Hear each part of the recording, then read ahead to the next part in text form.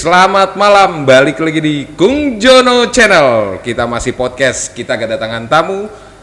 Malam ini Tante Alin. Wih, Tante Alin.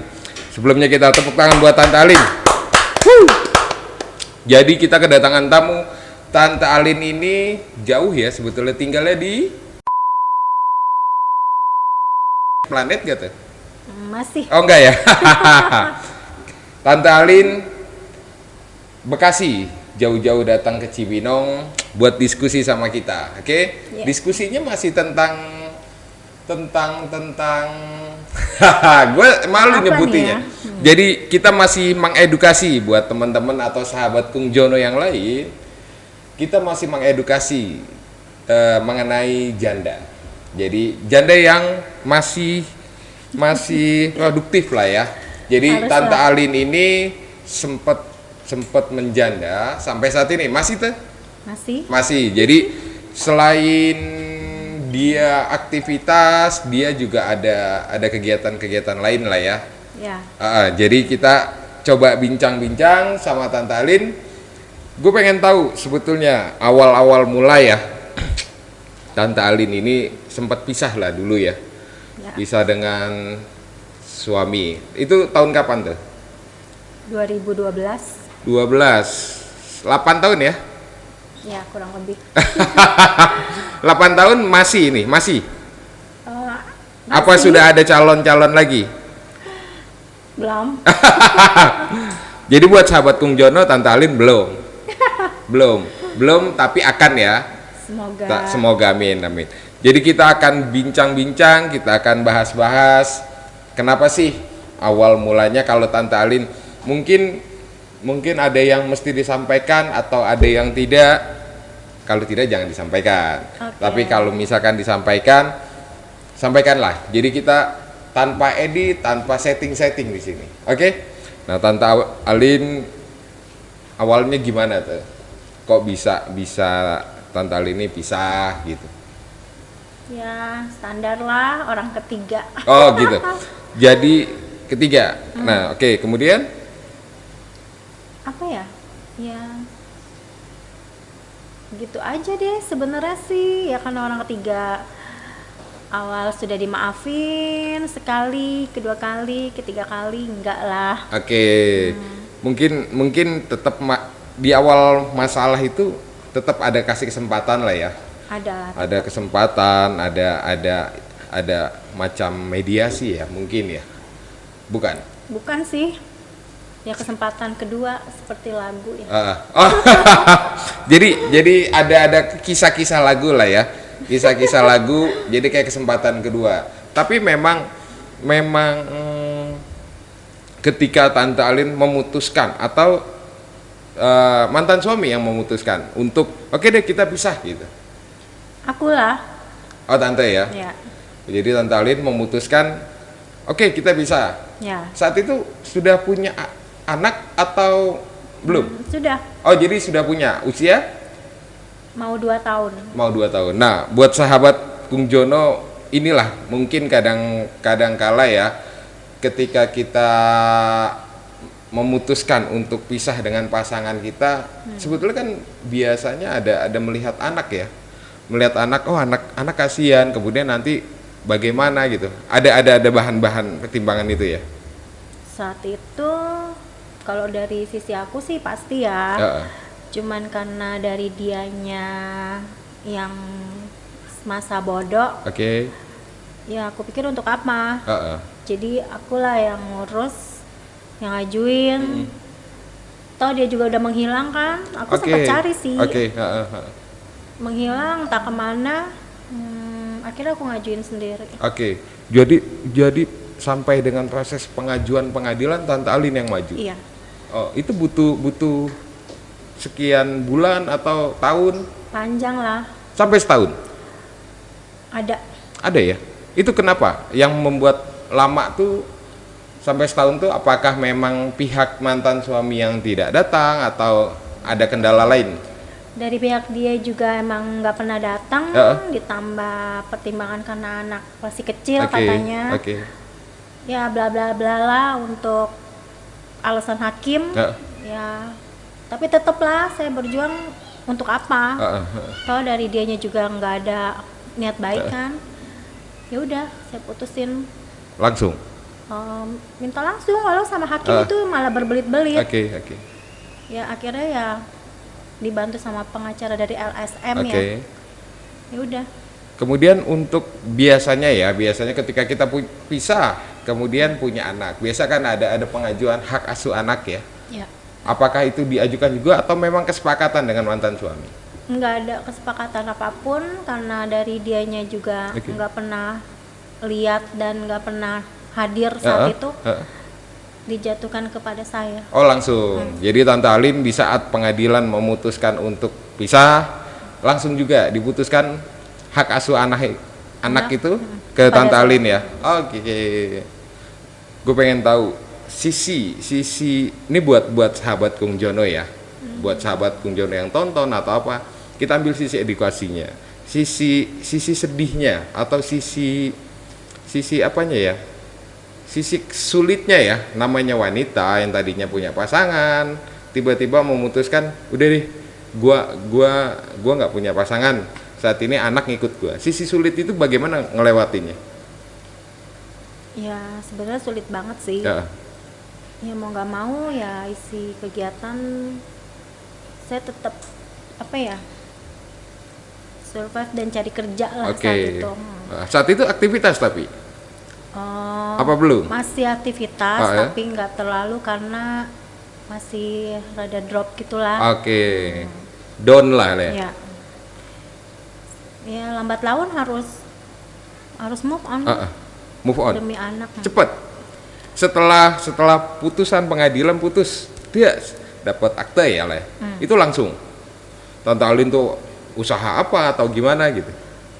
Saat itu saya berhenti usaha. Jadi saya ikutan di taksi online ya saat itu udah mulai booming kan, mulai dari yang sudah tidak ada sampai yang sekarang masih eksis. Oh jadi Tante Alin ini taksi online? Ya.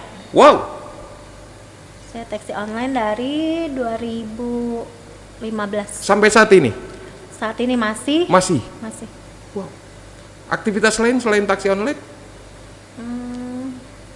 Ya sekarang sih disambi sama usaha dagang saya. Ada usaha dagang lah ya. Ada. Apa tuh? Usaha baju. Jadi toko kah atau online juga? Saya sistem oper langsung. Jadi misalkan di sini ada stok, Tante Alin buang. Itu untuk kegiatan bisnisnya lah ya, untuk tambahan lah ya. Jadi sampai saat ini anak sudah usia 10 tahun ya? 9. 9 ya. 9 tahun, jadi 8 tahun menjanda. 8 tahun menjanda. Tegas jadi banget. 8 tahun Tante Alin tuh fighting ya. Jadi single mom. Iya. Wow. Kesulitan apa? Maksudnya masa-masa sulit kayak gimana sih tanpa pendamping gitu? Di sisi lain kan mesti menghidupi ya Tante Alin, mesti menghidupi anaknya, mesti menghidupi ada lagi. Ya, keluarga saya, orang tua. Masih ada ya? Ibu, bapak? Ibu. Oh, ibu ya, ibu masih. Jadi masih menghidupi lah. Itu gimana tuh? Titik-titik sempet gak mengalami yang titik jenuh lah, titik sedih lah, atau titik yang ketika titik di bawah lah gitu? Pasti ada lah. Kemudian? Ya balik lagi ngelihat emang aku harus benar-benar untuk mereka kan. Ya aku pikir ya udah dibawa enak aja. Jadi semangatnya itu karena ketika melihat mereka. Anak, ibu, ada yang mesti Tante Alin hidupi juga ya. Jadi ketika melihat anak lagi letih, semangatnya timbul lagi. Ketika melihat ibu letih, semangatnya timbul lagi. Betul. Tapi gokil ya, 8 tahun loh. Banget. Walaupun sudah gasruk-gasruk. Sampai ke bata-bata inilah ya. Sampai bagaimana pokoknya, apapun lah ya. Apa aja saya kerjain, yang penting halal lah. Yang penting halal. Mau tadi yang Tante Alin bilang bisnis baju, bisnis apapun lah ya. Ada teman kasih bisnis mungkin tetap dijalanin yang penting halal, kemudian untuk yang tetapnya taksi online ya. Ya. Nah, kalau taksi online sedikit lah ya, taksi online mobil ya. Mobil. Tingkat mungkin kalau cewek ada nggak sih ketakutan ketika wah saya mesti bawa penumpang laki-laki, contoh penumpangnya 2 atau 3, ada nggak ketakutan begitu? Pasti ada. Cuman ya Bismillah sih nomor 1. Tapi untuk selama ini sih masih alhamdulillah sih nggak pernah ada kejadian aneh-aneh. Goda-goda mungkin ya, ada ya. Goda-goda ya. Mbak, kok begini begitu gitu ya. Goda-goda pasti ada banyak ya. Tapi ketika niat kita tulus, kita ingin mendapatkan rezeki yang halal ya. Ya kita tanggapinya dengan santai. Oke. Kemudian kalau suka dukanya taksi online nggak ada yang gimana sih, ketakutan ada tapi terlewati. Kalau untuk ganggu genit ya pasti ada dan banyak lah. 1-2 ya. Ada ya. Tapi tante tetap menghadapinya dengan senyuman ya. Senyum lah. Tapi yang penting kan tadi niat kita bagus ya. Taksi online itu sudah 8 tahun. Kalau anak waktu masih 2 tahun ditinggal itu kan dia masih butuh yang kasih sayang ibu ya. Apakah dibawa juga atau gimana? Oh enggak sih, sempat kerja. Sempat kerja, jadi ya masih dalam perhatian saya juga. Mantaunya bagaimana? Karena waktu itu kerja masih dekat rumah, ya benar saya bawa. Oh dibawa, sempat dibawa ya? Ketika apa itu?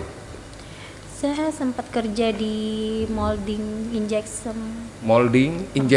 Itu di bidang otomotif sebenarnya. Otomotif. Sempat bawa anak ya? Iya. Tapi nggak apa-apa itu? Nggak apa-apa. Tapi anak juga memahami ya mungkin ya? Ya mungkin lah ngelihat mamahnya yang kerja. Tapi ada ini ya, ada ketika satu momen misalkan anak tanya gitu, Mah, Papa mana atau gimana gitu, ada nggak sih? Pasti ada. Setelah agak-agak mengerti. Ya aku sih jawab. Lagi cari duit. Jadi dikasih penjelasan anak tuh papa lagi begini. Kerja. Enggak disebutkan kondisi yang aslinya ya. Enggak perlu dulu. Mental ya mungkin ya. Tapi dia sempet tanya-tanya sekian lama gitu. Selalu tanya. Ya, apalagi setelah umur dia sudah sekolah ya, kan mungkin ngelihat temennya. Adalah pertanyaan itu. Mulai sedih ya? Enggak. Enggak usah. Kemudian tadi aktivitas lain selain online, selain tadi di molding Molding injection, apa lagi? Oh tadi itu ya, stok pakaian ya. Ada lagi yang lain mungkin? Karena kemarin ada COVID ini kan, jadi aku masih takut untuk menjalankan taksi online aku kan. Sempat ngurus orang jompo. Di mana? Di salah satu keluarga sih. Tapi ya cuman 2 bulan kemarin sih. 2 bulan. Tapi itu maksudnya digaji atau? Iya gaji lah. Digaji. Jadi ketika COVID ini masuk ke Indonesia ya, wabah pandemi COVID ini, taksi juga online mulai kena impact, mulai kena imbas. Pasti. Mulai kita kena imbas, kemudian beralihlah saya. Jadi sudah tidak menjalani lah waktu awal-awal itu ya. Taksi online nggak jalan. Sampai sekarang sama sekali masih off. Sampai saat ini? Iya. Ya masih. Kecuali yang sudah kenal, mereka sewa reguler. Aku masih ikut. Tapi sebatas yang kenal ya. Kalau tidak kenal, memang di aplikasinya tidak mengizinkan atau memang Tante Alin masih menjaga? Enggak, gua menjaga aja deh. Enggak, semenjak PSBB berakhir sih udah mulai ada aplikasinya. Kalau yang kemarin emang ditiadakan. Gua balik lagi ke status nih. Soalnya pembahasan kita di situ. Tadi status yang sudah sampai titik bawah pun sudah dialami lah ya. Sampai dengan posisi yang tadi anak nanya papahnya kemana, mungkin itu salah satu titik kita bingung menjelaskan ya, kita bingung menjelaskan bagaimana. Tapi ada nggak pesan-pesan buat sahabat Kung Jono nih? Oh kalau lu pisah, lu jadi janda, lu begini, tapi di sisi lain lu sulitnya begini, tapi lu jangan begini. Tadi tante bilang, gue mesti move on. Ada anak, ada ibu yang mesti kita hidupi. Itu gimana sih kiat-kiatnya? Ya, untuk sahabat Kung Jono ya, sebenarnya sih nggak ada yang mau bercerai lah ya. Ya, aku jadi sedih. Ya kalau emang itu harus terjadi ya dijalankan. Emang kalau nggak ada yang terbaik lagi, ya udah ikutin takdir. Salah satu ya sebenarnya sih lihat anak. Tapi sebelumnya lu nggak ada mimpi ya untuk lu jadi janda gitu ya? Nggak diniatin ya? Niat kali. Tapi 8 tahun loh, 8 tahun. Kenapa sih 8 tahun masih menyandang status itu? Apakah memang belum ketemu jodohnya, atau memang belum cocok, atau lu saat ini sudah menyandang status ini lebih selektif melihat laki-laki, atau gue milih laki-laki, atau gue mau nikah lagi, gue lebih selektif, atau udah deh gue nggak mau lagi gitu. Gimana sih? Ya sedikit banyak ada lah selektif ya, nggak mau lagi untuk gagal. Ya di samping itu emang sisi aku sih nggak pernah nyari. Jadi nunggu aja lah jodohnya datang. Nunggu jodoh yang datang. Jadi di samping gue lebih selektif milih suami nih, tapi di sisi lain ya gue nunggu Allah kasih, nunggu jodohnya yang baik buat gue yang mana gitu ya. Tapi udah ada. Kayak nggak jebak ya. Semoga ya. Doain lah. Amin. Sahabat Kung Jono pun akan doain. Semoga Tante Ali nanti mendapatkan jodoh yang diinginkan ya. Amin. Kapan? Secepatnya ya. Mudah-mudahan nanti di episode atau ketika tayang nyatanya kita dapat undangan ya. Sudah dapat undangan nikah. Tayangin lagi. Nanti kita undang lagi ya. Jadi kita pengen Tante Ali ini kasih kiat-kiat lah. Apa sih masalah-masalah yang bisa membuat kalau wanita janda atau kalau laki-laki jadi duda gitu ya? Apa sih kiat-kiat untuk mencegah itu sebetulnya? Ya. Supaya lu jangan sampai nih ketika lu hubungan baik-baik, lu punya suami, lu mesti begini, yang gua alami begini, lu jangan begini gitu. Ya saling terbuka aja. Salah satunya. Yang lain?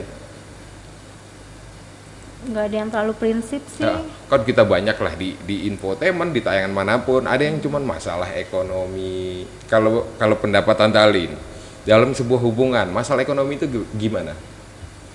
Ketika tadi misalkan suaminya tiba-tiba dipecat, tidak menghasilkan, tidak punya penghasilan, apakah itu menjadi salah satu poin ya itu dalam sebuah hubungan? Dilihat dari sisinya mereka juga lah. Kalau emang terlalu banget emang mendominasi karena ekonomi, bisa jadi juga sih. Bisa kemungkinan. Bisa. Ya. Selain ekonomi? Sebenarnya sih ya hubungan komunikasi. Suami istri.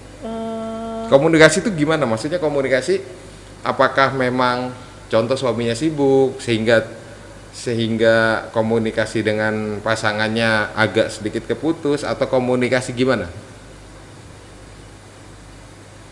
Kalau yang aku alami karena orang ketiga, jangan suka pasang password di handphone. Nah buat sahabat Kung Jono ya, pesannya ya, kalau sudah memiliki pasangan, jangan pasang password di handphonenya. Kenapa kalau pasang password? Ada sesuatu? Ada sesuatu pasti. Ya. Kalau untuk saling percaya, karena privacy itu juga harus. nggak perlu juga kita saling kepo. Tapi kalau sudah memakai password, kudu dikepoin. Oke. Ya. Dua-duanya berarti ini ya, pasangan Harus dua-duanya. Mesti open. Open lah. Open. Jadi jangan sampai di sebuah handphone nih kalau udah lu password ada sesuatu nih pasti gitu ya. Iyalah. Oke. Kecuali dia di luar kantor oke lah pakai password. Kok udah di rumah untuk apa? Itu lo alamin dulu. Alamin. Awal-awal konflik. Ya. Jadi awal-awal konflik tahu lah ini ada pihak ketiga. Ada begini. Awal-awalnya gitu. Sebenarnya enggak terlalu ketahuan, tapi kesini-sini ya karena gelagatnya seperti itu dan suka menyendiri, dia senyum-senyum sendiri. Ada sesuatu. Ada sesuatu. Ya. Jadi yang lo alami waktu awal-awal mencoba konflik itu ya? Ya. Melihat gelagat pasangan lo udah main handphone, ketawa-ketawa, senyum-senyum. Padahal nggak tahu tuh dia chatting sama siapa ya? Enggak. Dan lu juga nggak tanya, misalkan, "Pah atau sayang?" Iya. Sekali dua kali oke. Emang nggak sadar dia seperti itu. Ketiga kali ya kurebut lah. Nah disitulah lu tahu baca. Ya. Lu sempet komunikasi nggak dengan yang tadi lu bilang pihak ketiga lah atau wanita lainnya lah? Enggak ada. Atau lu misalkan komunikasi sama dia, "Mbak, jangan ganggu suami saya." Atau enggak? Kenapa? Buat aku ya mungkin kalau enggak dari cowoknya yang seperti itu, cewek juga enggak bakalan membuka ya. Ya sedikit gitu deh Om. Aku malas. Sudah mulai melo. Tapi ini pengalaman. Kita akan bagikan ke sahabat-sahabat Kung Jono di Indonesia. Ya. Jadi kita bagi-bagi pengalaman. Ada poin-poin yang tadi Tante Alin sebutkan. Contoh tadi handphone jangan di-password, tapi kan kadang kala ya ada pasangan yang memang menyebutkan privacy. Ini privacy gua, ini privacy lo. Gua nggak ganggu lo, gua nggak ganggu itu. Itu gimana? Pendapat Tante Alin? Boleh juga seperti itu. Makanya aku bilang kan balik lagi, kalau emang itu harus. Tapi kalau untuk di rumah tuh untuk apa gitu loh. Ya. Waktunya sudah beda. Ya. Misalkan sudah pulang ya, lo diskusi sama pasangan lo, jangan sama handphone. Iya dong. Gitu ya. Yang lain? Apa sih gejala-gejala pasangan sudah mulai belok tuh gimana sih? Apa aja sih? Jangan dibuka semua kali. Tadi kan 1, 2 gitu. Contoh yang lain gitu. Selain handphone. Apa ya? Mungkin dari dia pulangnya terlalu malam, yang biasanya nggak seperti itu, seperti lagu lagi. Apa tuh? Dia lagu jarang pakai minyak wangi. Biasanya tak pakai minyak wangi. Oh jadi ada momen-momen kok biasanya contoh dia pulang jam 7 kok ini sudah seminggu pulangnya jam 10, jam 11 dan yang tadinya dia nggak pakai minyak wangi kok jadi pakai minyak wangi. Itu sempat lu alamin juga ya? Enggak juga sih kalau yang pakai minyak wangi. Minyak wangi enggak ya? Minyak wangi cuma di lagu ya? Iya. Kemudian hal lain apa yang Tante Alin mau sampaikan? Kita di sesi ini kita ungkap, kita buka semuanya lah. Tentang apa nih? Tentang gender lagi? Enggak, nikah itu usia nikah lu? Usia nikah aku 4 tahun. 4 tahun. Jadi usia nikah 4 tahun, gagal di tahun keempat ya? Ya. 4 tahun. 4 tahun. Gagal enggak ke tahun keempat dong. Gagal di tahun ke-6. Oh iya. Di saat udah anak 2 tahun. Anak usia 2 tahun ya. Berarti 6 tahun ya soalnya. Berarti usia nikahnya 6 tahun. Nah, usia nikah 6 tahun. 6 tahun kalau kata pepatah biasanya memang masa-masa ketika konflik-konflik muncul ya. Ada sesuatu yang tidak biasa dia lakukan, muncul sudah mulai benih-benih nakal. Mungkin kali lagi jenuh-jenuhnya ya. Mungkin elunya kali. Ya juga sekalinya. Mungkin akunya dulu yang nggak bisa ngurus diri. Mungkin jadi kesimpulannya adalah kedua dua pihak, dua pasangan ini memang mesti ya, kita tidak bisa menyalahkan.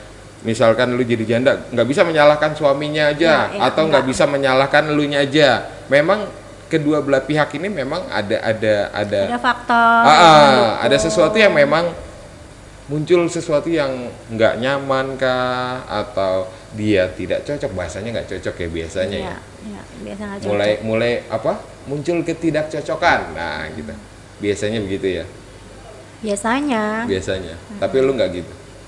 Aku sih enggak. Mungkin dianya. Iya. Tapi mudah-mudahan sih ya, tadi kembali lagi edukasi yang kita bangun di sini, mudah-mudahan sahabat Kung Jono melihat, menonton. Ya. Kalau gue baca nih, tingkat janda meningkat, yang mengajukan pisah sangat-sangat tinggi. Nah, mudah-mudahan dengan diskusi kita atau ya